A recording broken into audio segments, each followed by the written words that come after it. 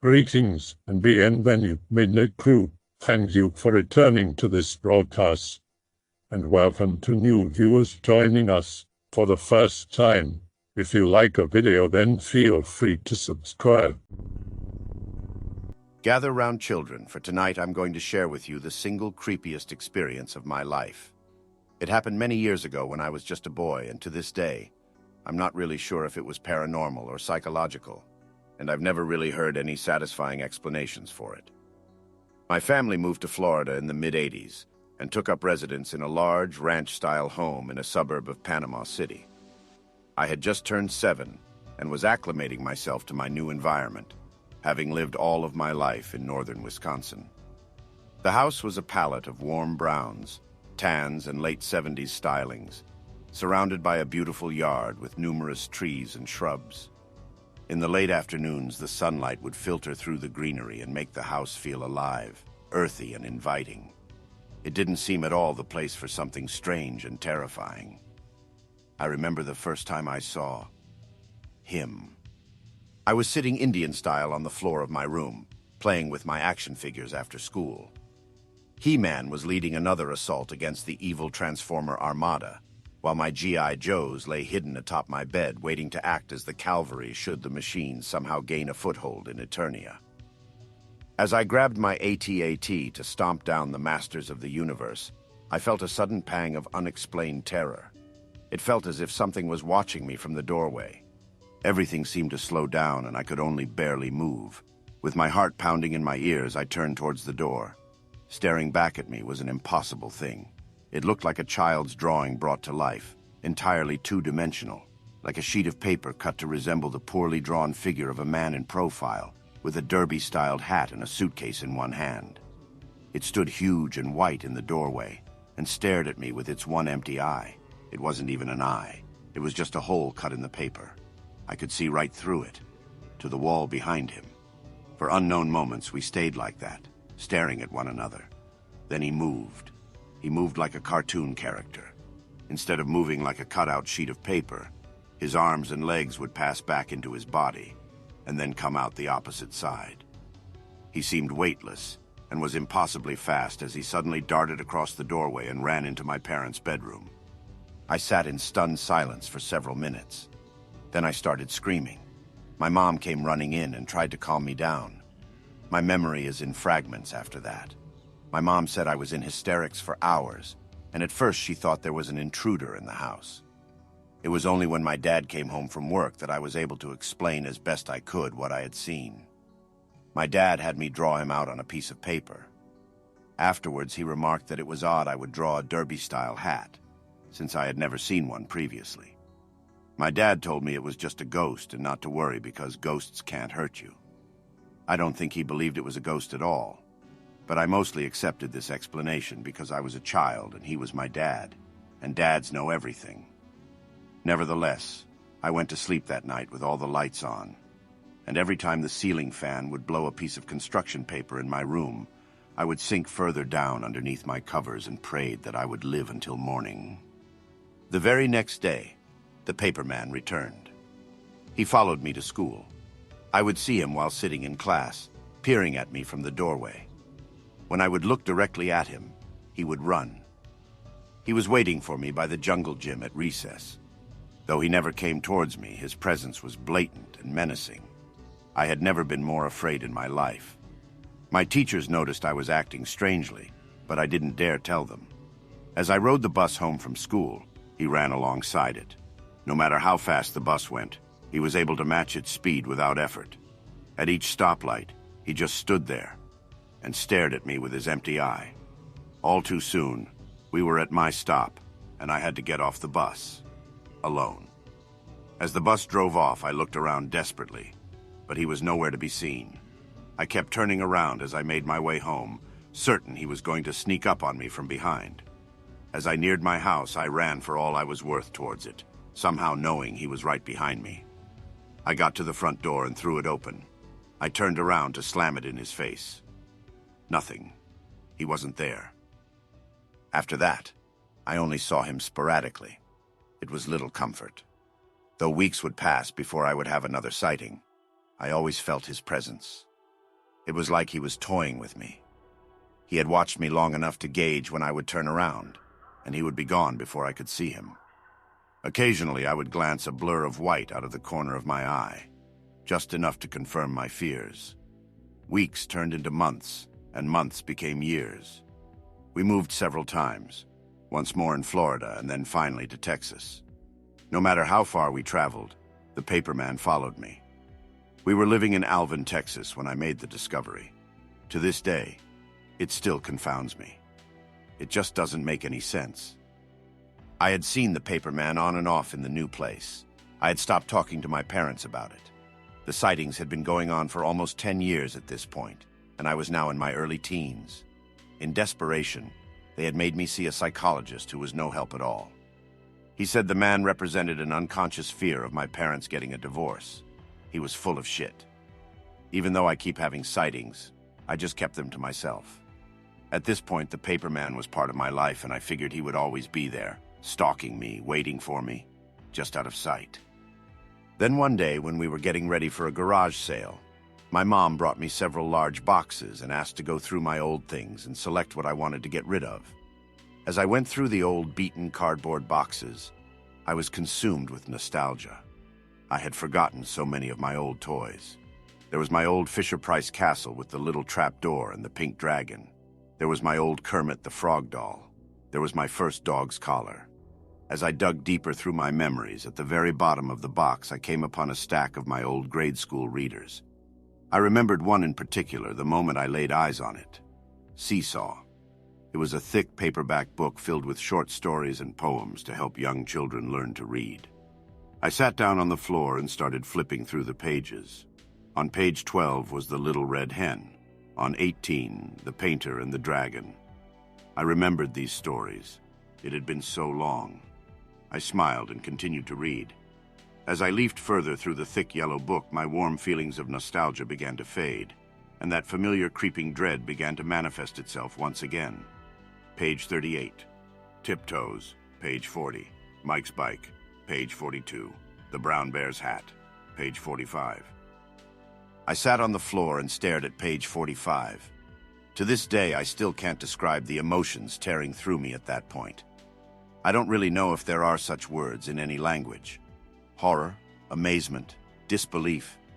When faced with the impossible, the mind rebels and tries to make sense of things any way it can. But there was simply no way to make sense of what I was gaping at on page 45. It was impossible. It was the paperman. The phantasm that had stalked me for nearly a decade stared up at me out of the page.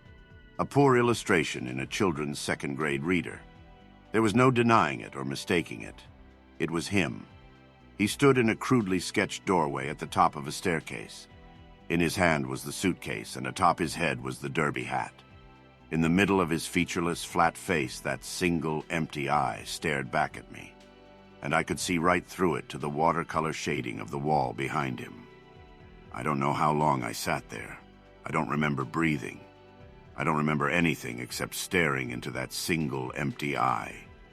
As I gaped at the illustration longer, burning every brushstroke into my soul, my eyes were gradually drawn to the door behind him, and then to the staircase upon which he stood. I realized that underneath the drawing of the paperman, there were words.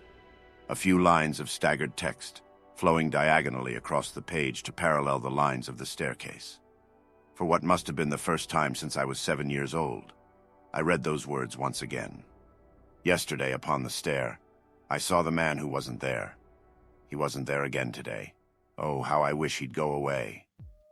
To this day, I still have no explanation for the thing that tormented me for most of my childhood. None of the psychiatrists have ever been able to provide any sort of reasonable answer. And despite years of me poring through books and case studies of the paranormal, I have never once found a similar account. How the hell does an illustration come to life and haunt someone? It just doesn't make any damn sense.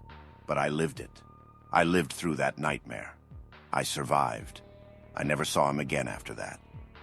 Maybe it was because I had finally discovered the source of the phenomena, and that the act of reading the poem and seeing the illustration once again finally jogged my repressed childhood memory and stopped the recurring hallucination.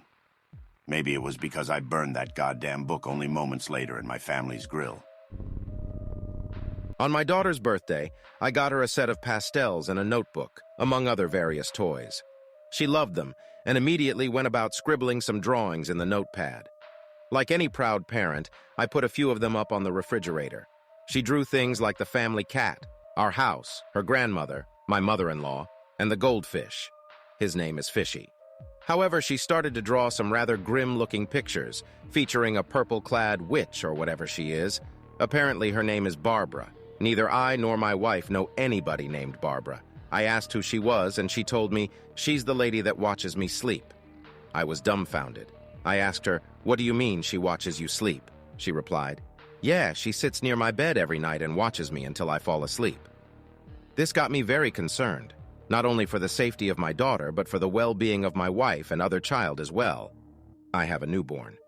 That same day, I went out to the local hardware store and purchased security camera equipment. I installed it all around the perimeter of the house and put 2 cameras facing my daughter's room window.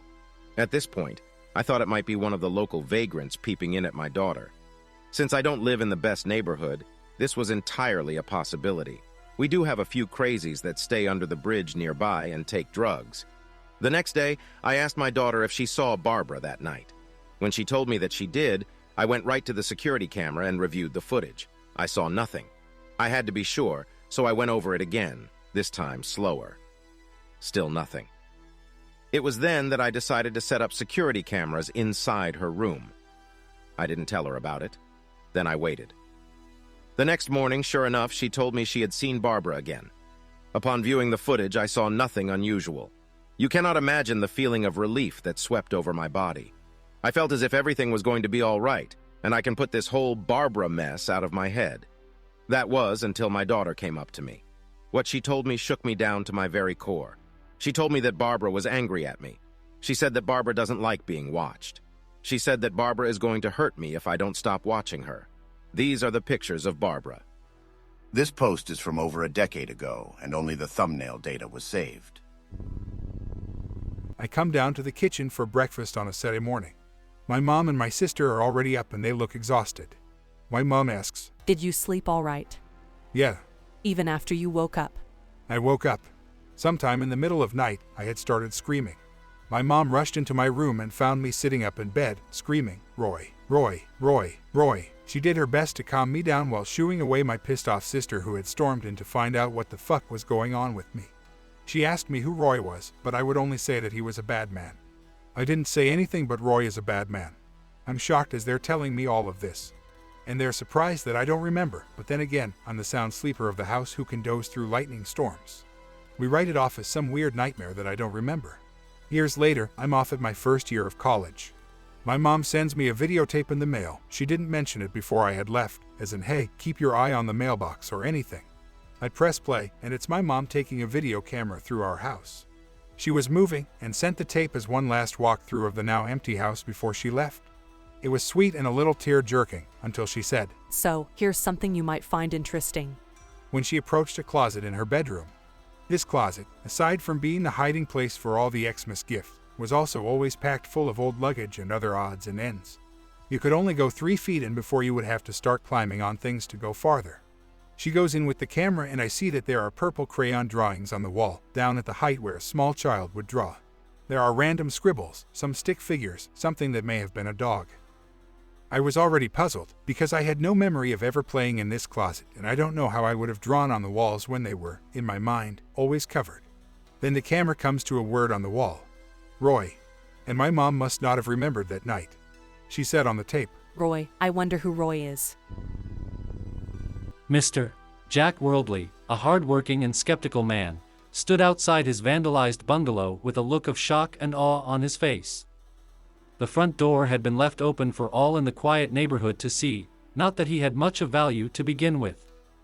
He took to a search for anything that the vandal had taken, seeing nothing out of the ordinary, and certainly nothing important missing from his home. Tired and confused about the whole ordeal, he was finally able to fall asleep late that night while scanning the web for any related news stories on his brand new computer. He was awoken by the dull sounds of his alarm clock in the other room, his tired mind quick to come to the conclusion that it had just been a random act.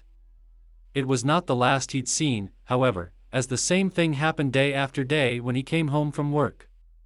Every time he'd leave the house his door would be open, even if he'd only left for an hour to head downtown. Full of questions and lacking answers, the middle-aged man got an idea to capture the vandal that had been breaking in. He hooked up several surveillance cameras all over his home, pointing first to the door and all through the hallways. He placed most of them inside his guest room where he had his computer, as it was obviously the most expensive thing in his house. Proud of his job after making sure everything was in order, he swiftly slept the night away and was anxious to come home from work the next day. Finding nothing out of the ordinary when he came home and saw the door wide open again, he sat at his computer to review the footage he'd taken. The footage of his front door finally revealed the vandal, if it could be called such. The picture was fuzzy, but from such a short distance it was easy to make out just how dark the creature's skin was. It was as though its body were made of black veins and smoke, two sunken red eyes inside a deformed, bulbous head. It walked into the home, and as he watched, he thought that surely the camera was malfunctioning. Yet, he could not bring himself to look away. The figure walked all around the home. It touched the carpet with dark claws. It seemed to reach inside every mirror like it were a puddle of water. Jack kept watching and furrowing his brow, seeing the monstrosity blink several times before creeping into the guest room. Jack kept watching, sweat running down his brow, as he switched cameras and watched the creature open the closet. Jack could feel his heartbeat slow down, as he heard the closet behind him slowly open. I hope that you enjoyed tonight's broadcast. If you enjoyed tonight's story, then please subscribe to the channel, as more green texts will appear daily. A new broadcast will appear when the clock strikes midnight Central Time.